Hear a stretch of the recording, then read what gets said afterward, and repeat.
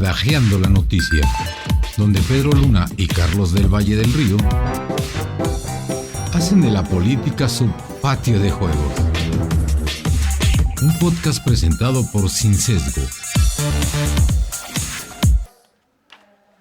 Hola, ¿qué tal? ¿Cómo están? Muchas gracias por estar con nosotros en un episodio más de Badajeando. Estoy muy contento de que nos acompañe. Estoy aquí con mi amigo Pedro Luna. ¿Cómo estás, Pedro? ¿Qué tal, Carlos? Bien, ¿y tú? Bien, también, muchas gracias. Badajeando número 66. 66 semanas platicando este país, 66 semanas en las que vamos de asombro en asombro y todo parece indicar que no va a parar el asunto, mi querido Pedro. No, para nada. Todavía hay mucho que hablar. Yo creo que ahora con los nombramientos, que están habiendo en Estados Unidos del nuevo gabinete de Trump, eso es muy interesante. Eso es muy interesante. Muy interesante porque la señal también que está mandando Donald Trump en estos primeros nombramientos, pues son todos muy agresivos para México, ¿no? Sí, la mayoría son sobre todo de algunos temas en específico muy estratégicos para Trump, que fue de parte de su agenda, que ya lo habíamos platicado, la parte de la migración, la parte de la seguridad, y que pareciera que en México no se toma con seriedad, y sí son personas de un corte muy conservador, digamos, ultra conservador o de extrema. Mira, y yo creo, Pedro, que no se toma en serio porque no lo quieren tomar en serio. ¿Te acuerdas que yo ya te lo había platicado? A Claudia Sheinbaum le conviene pelearse con Estados Unidos, no al país. No, aquí vamos a hablar de dos cosas distintas. Lo que le conviene al país y lo que le conviene al proyecto político que hoy encabeza Claudia Sheinbaum y López Obrador.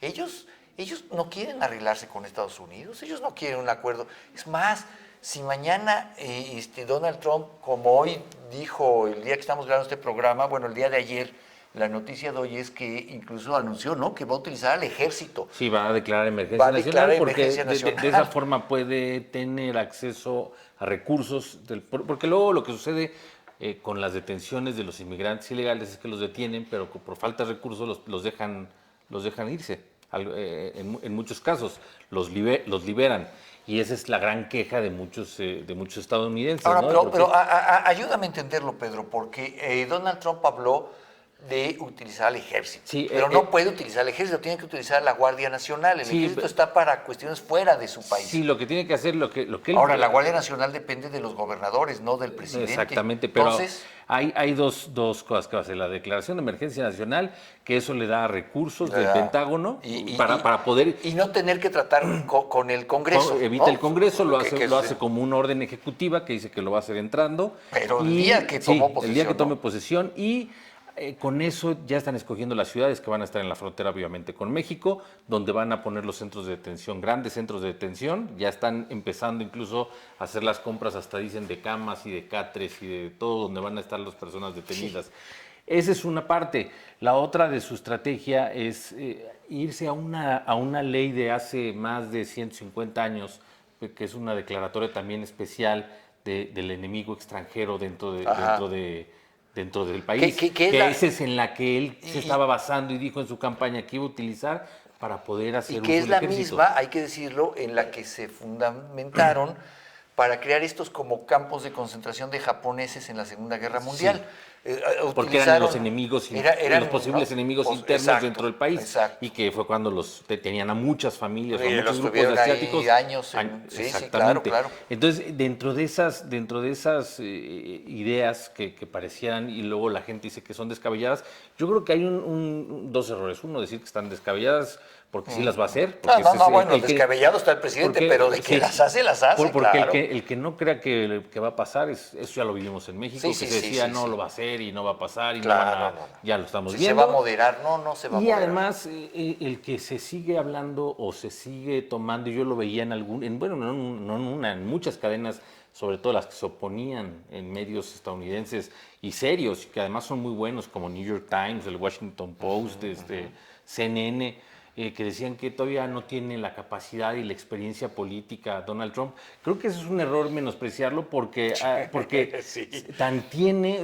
ya no es el Donald Trump de 2016. el que entró de la nada. Ya pasó por la Casa Blanca Ya y eso te enseña. Y de hecho él lo dijo, que su error fue tener mucha gente que no le era leal. Por eso este gabinete tan controvertido. ¿Va a llegar a lo de 90% de lealtad, 10% de capacidad, como aquí, a esos extremos? Pues pareciera por los nombramientos. Los nombramientos no son de gente muy capaz. Hay unos muy cuestionados, Sí. como muy cuestionables. Este como famoso zar de la frontera, ¿no? El Tom Homan, el zar de la frontera, es cuestionado porque dicen que él era de los que promovió el tema de la separación de los hijos De las familias. Sí. Pero más allá de él hay otros más otros que son que han causado más controversia, como Matt Gaetz, que es un congresista de Florida, que es de extrema derecha, que de hecho fue el que encabezó la caída del Speaker of the House del 2023, de su mismo partido, para poner a alguien más afín a Trump, pero que está siendo investigado por un escándalo de acoso sexual y de que tuvo relaciones con una menor. Eso les parece poca cosa. Y entonces hasta ya tuvo una estrategia él para renunciar antes al Congreso, para que no se ser evitara investigado, por claro. el tema del comité de ética. Ese está muy cuestionado, y también el del secretario de la Defensa, que es Pete Hegseth. Que también llegó a leer la cartilla por el tema de la diversidad sexual y todo esto, ¿no? Y que también tiene un tema de lo mismo, también una denuncia de acoso sexual. Bueno, pero a ver, el Trump también. O Sí. sea, si la cabeza está en Entonces, eso y lo minimiza, pues olvídate para abajo. Esos dos creo que... y el otro, Kennedy Jr., que también Bueno, que va a salud y ha es un sido antivacunas, ¿no? Entonces, Sí, sí hombre. tiene algunos temas en cuanto que ha sido bien visto en cuanto a los conservadores en los alimentos. Hay algunas cosas que sí tiene una postura que no ha sido mal recibida, pero el tema de las vacunas es a mí muy polémico. Me llama mucho la atención y preocupa especialmente el nombramiento del que será secretario de Estado. Bueno, pero ese sí fue bien recibido por parte de los demócratas y de los porque sí. ya no les quedaba de otra. Ya no es les quedaba de lo otra. que platicamos. A final de cuentas, la agenda se fue haciendo la misma para los demócratas, para los republicanos. Creo que los demócratas, con la barrida que les dieron, les quedó muy claro que si no escuchan a los estadounidenses, y lo dijo muy bien Bernie Sanders, dijo, pues nosotros dejamos de escuchar a la gente, no entendimos lo que decía la gente, no entendimos lo que decían los trabajadores, pues entonces esto es lo que estamos pagando, Claro. el perder el Senado, la Cámara de Representantes y la presidencia. Entonces, en ese tema, Marco Rubio no fue tan mal recibido, a pesar de que también es muy... Pero es un tipo extremo. Y lo que sí hay en casi todos los nombramientos, o los que son los más importantes, el asesor de seguridad nacional de la Casa Blanca, el secretario de Justicia, Marco Rubio, todos han sido extremadamente críticos del gobierno de López Obrador. Y no solamente del gobierno de López Obrador, han dicho que es un narcoestado, que es un estado fallido. ¿Y en qué se han equivocado? No es que estén equivocados, pero parece que no lo están entendiendo de este lado de la frontera. O sea, no se está entendiendo. Pero yo insisto que sí lo están entendiendo, pero no lo quieren solucionar. Quieren enfrentarse, quieren tener de malos en la película. A ver, Sí, Pedro, muy al estilo de Hugo Chávez, que siempre buscas un Claro. enemigo. Y los mismos estadounidenses lo han hecho. y Siempre los buscas cubanos llevan 60 años echándole la culpa de todo al bloqueo gringo, ¿no? Buscas un enemigo externo para fortalecerte internamente. Y quizá pocos países en el mundo con un sentimiento tan antigringo como el mexicano. Sí, como O sea, todos, somos en como, general, ¿no? en general todo de México para abajo, todo hay un gran sentimiento. Claro, pero nosotros que tenemos esa frontera y que compartimos esa historia de tira y afloja, nunca hemos logrado realmente integrarnos a esa economía, realmente hacer de la zona de América del Norte una zona fuerte, competitiva, que ese era el proyecto. Del Telecán. Terminamos siendo una zona de maquila, una zona de medio mano de obra calificada barata, pero nunca la integración económica que se planteó en el inicio del Tratado de Libre Comercio. Sí, yo creo que además puede que sea esa la intención que tenga Morena, pero las consecuencias que puede tener el no tener la capacidad de dimensionar, o de plano ir a la confrontación, van a ser serias, y muy graves para el país. Pero hay otro elemento interesante que valdría la pena que analizáramos, Pedro. ¿Quién es el encargado de negociar el Tratado de Libre Comercio o de encabezar las negociaciones? El secretario de Economía. Sí, Marcelo ¿Quién es el Ebrard. secretario de Economía? Marcelo Ebrard. ¿por qué a Marcelo Ebrard, después de lo que la Cuarta T le ha hecho, después de que él fue el único precandidato de las corcholatas estas famosas, Sí, que denunció el fraude, denunció la manipulación a Claudia Sheinbaum, ¿por qué le había de interesarle que funcionara la negociación? Para darle una estrellita además, a Claudia Sheinbaum, y además ni siquiera, no lo creo. Y además ni siquiera veo yo que con claridad que sí sea él quien va a encabezar las negociaciones, porque pues ahí está este otro personaje que lo está opacando mucho, esta joven, Altagracia Gómez, Sí. Y al mismo tiempo también de repente se supo, pues, también me llama la atención, perdón Pedro, me llama la atención que en la cumbre de Río del G20, la comitiva de Claudia Sheinbaum fue ir con el canciller, por supuesto, y con un subsecretario de Hacienda, no sé para qué, y ya. Y digo yo, si se reunió con Justin Trudeau, si se reunió con el propio Biden, ¿por qué no llevar al secretario de Economía? ¿Por qué no llevar, o en todo caso, a esta niña Altagracia, como para decirle, oiga, ahí le voy presentando a Altagracia para que vayamos platicando, ¿no? Como que no existió el tema, ¿no? No solo no existe, y además hay que ver que en esta, por ejemplo, ahora que decías de Canadá, también empiezan a haber voces en Canadá. Bueno, que están diciendo de plano, ya saquémoslo, sí, ¿no? Estos vamos a quitar a México porque nada más hay que dejar un acuerdo bilateral. Pero en todo caso eso no funcionaría. Pero lo que sí llama la atención es que en Canadá vienen elecciones también y hay un Trump canadiense también que tiene unas probabilidades muy altas, va a 20 puntos arriba en las encuestas de... ¿Cómo se llama ese Trump? El Trump canadiense se llama... por aquí lo tenía. Oh, Dios mío, se nos configura la tormenta perfecta. Sí, pero y de hecho por eso está empezando a cambiar Trudeau su política de migración. Ya Trudeau también ya empezó a decir desde hace unos meses su ministro de migración que no todos son bienvenidos en Canadá.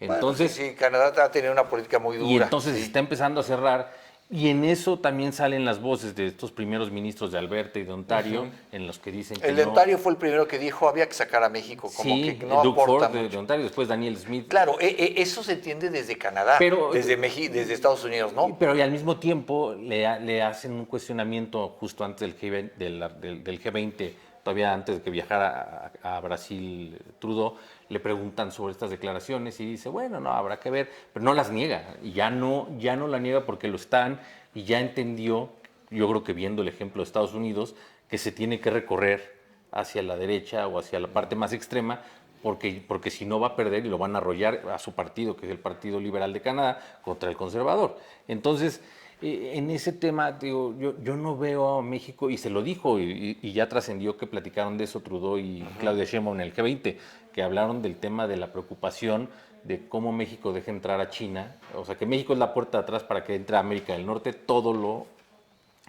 chino con las implicaciones que tiene para las economías de los tres países. Entonces, por eso lo quieren sacar. Entonces, yo veo Por eso yo estoy absolutamente convencido, Pedro, de que esta negociación del TLC no se trata de la economía de América del Norte, se trata de China. Se trata solamente de China. Y yo de una vez te digo, mi vaticinio es, se va a acabar el Tratado de Libre Comercio, porque a México no le interesa ni le conviene. Hoy a México sus intereses están más alineados con China que con Estados Unidos. Yo sé que nuestra balanza comercial, pero eso es algo que va a cambiar en 3 años. China está dispuesto a inundar de inversión México, sin los reclamos y los reproches de Estados Unidos. Tenemos en Estados Unidos un socio incómodo. Sí te invierto, pero... es como cuando vas con tu amigo y le dices, oye, préstame 100 pesos. Sí, pero, y te quieres sermonear por los 100 pesos que te va a prestar, terminas diciendo, ay, mira, no, mejor no me los prestes, gracias, ¿no? Es tan grande el costo político y social de ser socio con Estados Unidos y tan barato y gratis el costo de ser socio de China, que la elección nos la están poniendo fácil. Si hoy a la economía mexicana tú le preguntas qué nos conviene más en el mediano plazo, Estados Unidos o China, sin lugar a dudas, es China. El Tratado de Libre Comercio, creo yo, tiene sus días contados. Lo que tiene sus días contados, Bueno, los segundos contados, es este espacio, pero vamos a hacer una pausa y regresamos y seguimos abordando sobre lo mismo. Estamos de regreso en un minuto. Suscríbete a nuestro canal de YouTube. Sin Sesgo, periodismo de clase mundial para un mundo que nos pertenece. Estamos de regreso aquí en este Badajeando número 66. Estamos futureando sobre el comercio, sobre la zona de América del Norte. Yo decía, antes de irnos al corte, algo que me interesa saber si estás de acuerdo o no estás de acuerdo, que es, yo creo que el Tratado de Libre Comercio, como hoy lo tenemos, como hoy está pensado, tiene sus días contados. Sí, no, pues todas las señales, tanto de Estados Unidos como de Canadá, y por la misma actitud que hay en México, parece que está... Y digo, este político que va a llegar de Canadá, que va a 20 puntos, se llama Pierre Poilievre. Poilievre. Ajá. O Poilievre. Poilievre, Ay, sí. usted ayúdenos Sí. en la pronunciación. Pero él es como un Trump canadiense. Es como el Trump canadiense. ¿Qué pasa en el mundo, va, Pedro? Va más de 20 puntos arriba en todas las encuestas constantemente. Y se espera que él va a ser todavía más drástico que lo que ha sido la migración. Y con el tema ahora comercial, que también están muy preocupados, que sí están muy preocupados en Canadá, como ya lo hemos platicado. Sí. Y desde principios de año activaron el tema de Team Canada, que es esta iniciativa que era... Ellos ya están muy proactivos en el tema. Y protegiendo, porque tienen la gran preocupación de los aranceles y todo esto que ha amenazado Trump y quieren evitarlos. Y una parte de eso es... Bueno, pues no me los pongas a mí, mejor echa a México y ya ponle todas las tarifas a México que quieras, ¿no? Entonces, en ese tema sí es muy probable que vaya a salir o que se vaya a acabar el tratado o vaya a cambiar, se vaya a volver a modificar como pasó cuando se negoció en el 2018, Sí. Pero yo no sé si sea tan benéfico para México porque yo en general... Digo, además de que no los veo capacitados o no los veo preparados para lidiar con el gobierno de Estados Unidos, tampoco los veo obviamente preparados para lidiar con el gobierno de China. Claro, pero es que ahí hay una diferencia. Y ahí sí hay que decirlo muy claramente. El gobierno de China no quiere negociar. Los chinos no negocian. Los chinos llegan y ¡pum! Se acabó. Pero o sea, también... no es... A ver, ¿cuál es el problema del Tratado de Libre Comercio? Que el Tratado de Libre Comercio en el 18... cuando se negoció, se planteaba poco a poco nivelar las economías y nivelar el ámbito político para crear una zona en común. Eso nunca se llevó a cabo. No solamente no se llevó a cabo, sino que tanto Canadá como Estados Unidos siempre vieron con menosprecio a México. Y México, que ayudó mucho con su corrupción, con su narcotráfico, con su inseguridad, con su falta de democracia. Hay que recordar, Pedro, que si hoy tenemos todavía el día de hoy, ya no el viernes, pero el día de hoy, un Instituto Nacional de Acceso a la Información, es por el TLC. Sí. Si tenemos una Comisión Nacional de Derechos Humanos es porque se establece que debe la haber un COFES, mecanismo. el IFETEL, La COFES, el IFETEL. Todo eso, de lo que se trataba es de igualar las sociedades en lo político, en lo económico, en lo social. Sí, no, Cuando esto no ha sucedido... De hecho, México sí hay una claridad en que lo que está haciendo este régimen es más bien demoler la democracia y con esto parecerse a gobiernos o a regímenes como el ruso, como el chino, como el venezolano, como y de hecho así han sido hasta algunas declaraciones más hacia ese lado que con el interés de ir para donde estamos, ¿no? Pero yo sí creo que también hay un costo. El tema del cambio que pueda haber en esos años va a ser muy fuerte para la economía y lo va a padecer la gente de México. Y además también vamos a ver qué tan permisivo es Estados Unidos o no, porque tampoco es como que... a él le interesa muy poco lo que pasa en México. No creo que vaya, no por México, sino por tener a China ya tan metido. Bueno. Porque ahora, digo, no solo es China, es esta sociedad que tiene China y Rusia, y la operación de ambos países en México ha crecido... Y tanto China como Rusia lo que están buscando es desplazar a Estados Unidos hoy en el ámbito comercial. Más adelante en muchos otros, incluyendo el militar, por supuesto. Ahora, pero hay una cosa que tenemos que tener en cuenta cuando hablamos de Tratado de Libre Comercio, que puede ser muy dolorosa, pero que es cierto. México tiene un producto que no tiene Estados Unidos ni Canadá, y que ese producto ellos lo necesitan para hacerse competitivos. Eso se llama pobreza. A ver, ¿quiere Trump armar los coches de la Ford en Estados Unidos, no en México? Ya hay un estudio de Bloomberg. Ese coche costaría 43% más armado en una planta en Estados Unidos que en Hermosillo. ¿Quieren llevarse esa planta? Está bien, pero a ver si el consumidor en Estados Unidos está dispuesto a pagar el 43% más por ese automóvil. México lo que aporta en el TLC es muy triste, pero es pobreza. Mano de obra muy barata. Y es el sindicatos muy corruptos. Y es el tema del nearshoring también, que era, el tema del justamente claro. Aquí aprovechar ese tema que puede tener México a su favor y que tampoco se aprovechó porque se hubiera aprovechado desde hace años. No se aprovechó porque el entonces presidente López Obrador no quería oír hablar de comercio internacional, no le entiende, le daba miedo, no quiere oír hablar. Sí, bueno, mínimo Claudia Sheinbaum sí se animó a salir del país después de que lo dudó mucho. No lo hizo mal, yo creo que no lo hizo mal en la cumbre por lo menos. Pues yo creo que fue con un tema muy simple, de buena voluntad, de decir... Pero así son estas cumbres. Estas cumbres son, que por cierto, lo único para lo que sirven estas cumbres, es para la foto, y no invitaron, o no pudieron estar Trudeau y Biden, ¿no? ¿Qué pasó? Y hace unos días en la del APEC, no sé, también importante, que trascendió mucho, cómo ponen a Biden ya en la fila de hasta atrás. Sí, ya. Y justamente en el centro, China. El centro, entonces, bueno. Esas señales y esas situaciones son claro. muy simbólicas, muy importantes. El mundo va a sufrir un cambio radical en los próximos años conforme lo tenemos hoy concebido. Y yo le quiero platicar que antes de que empezáramos a grabar este programa, platicábamos con Pedro de, ahí viene la Tercera Guerra Mundial. A ver. Sí. Yo creo que sí no se logra solucionar hoy. A ver, ¿cómo lo veo yo? A ver si por ahí podemos ir terminando badajeando, Pedro. Sin lugar a dudas, viene un reacomodo en el mundo. Y ese reacomodo se trata de que China ya se siente chiquito en la casilla que le dieron, necesita mayor protagonismo y quiere expandirse.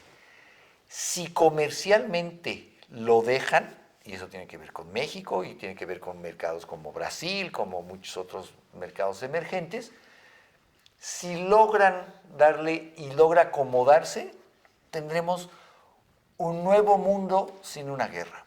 Si no, no tengas duda de que van a jalar el gatillo. De eso no tengas ninguna duda. Sí, no, bueno, y hay hasta las notas que han estado saliendo, Suecia y Finlandia ya preparando a la gente con folletos para el escenario de guerra, cómo sobrevivir. Me llamó la atención Suecia hablando de porque cuidado. Dicen que ellos no tienen la capacidad, y lo dice el Estado, dice, nosotros como Estado no vamos a tener la capacidad de atender las emergencias que van a surgir ante una invasión, ante una guerra, ante un escenario. Y sí hay una preparación entre muchos países que, pues, sí deja ver que a lo mejor, si no es en un momento inmediato, sí hay un cambio geopolítico muy importante. Yo no tengo duda de eso. Eso sí es... Por eso yo me niego a creer que un conflicto bélico global parta de la guerra con Ucrania o de la guerra en Medio Oriente. Esas son bronquitas que no importan. Bueno, sí pero ahí está Taiwán también. Está bien, pero mientras no esté metido en un conflicto China, no estamos seguidos. Ahí está Taiwán con China. Está bien. Y ahí está el interés de Estados Unidos con Taiwán. Yo sería mucho más propenso a pensar que un conflicto global se desate a partir de Taiwán que aparte de Ucrania. Ahí es donde se hacen los componentes de las grandes armas y de toda la tecnología que se utiliza. Claro. Y son de Estados Unidos. Los tiene ahí y hasta tiene planes de evacuación para llevarse a toda la gente en cuanto puedan, los científicos que tiene, para evacuarlos. Pues yo creo que ya tendría que irlo pensando porque la cosa no está para menos, sí, ¿no? Y otro tema rápidamente que me llama la atención, una alerta de viaje que hace Suiza y Gran Bretaña a México por el riesgo de atentados terroristas. ¿Riesgo de atentados terroristas? Así tal cual, dicen los ministros de Exterior, los ministerios de Exterior de ambos países, que hay un riesgo por la violencia que se vive, que México lleva muchos años en un estado de violencia extrema, y no solamente Suiza, es Gran Bretaña, también está Francia, está Alemania. Entonces, ¿cómo se está viendo al país? Bueno. Mientras aquí se niega Sí, Digo, sí, yo ¿no? no te digo Estados Unidos porque Estados Unidos ya tiene una alerta permanente en Sí. todas las entidades. A Solo Sinaloa se de salvan plano, dos. a Sinaloa lo tienen como, ahí ni te pares. Sí, está Sinaloa, Zacatecas, Michoacán, Guerrero, en los que dice no vayan, no Sí, viajen no, por nada ninguna que- razón. claro. Ya. Las demás hay un... Pero el que me llamó la atención en estos últimos días también es este llamado de Suiza y de Gran Bretaña, tal así puntualmente, por el riesgo de atentados terroristas, justo en el tema de que ahora se discute mucho en México si es terrorismo lo que están haciendo el crimen organizado aquí en México o no. Y mira, para cerrar, para darle el círculo completo, quizá lo que tenga Trump bajo la manga sea justamente eso, declarar el crimen organizado en México como una amenaza terrorista. Que de hecho, y ahí sí cambia el panorama. Que de hecho el que va a ser asesor de seguridad, regresando justo como dices, para cerrar como donde empezamos, el asesor Mike Waltz, el de Seguridad Nacional de la Casa Blanca, él fue uno de los que presentó también en el 2023 una iniciativa para declarar como terroristas a las organizaciones del crimen organizado en México. Entonces, estamos, eso es algo que es muy ¿sabes probable. cómo me siento? Como cuando vas a Six Flags o eso, Sí. y vas subiendo así la montaña rusa, que vas oyendo clac, Clac. clac, clac, y dices, ay, ¿para qué me subí? ¿Para qué me subí?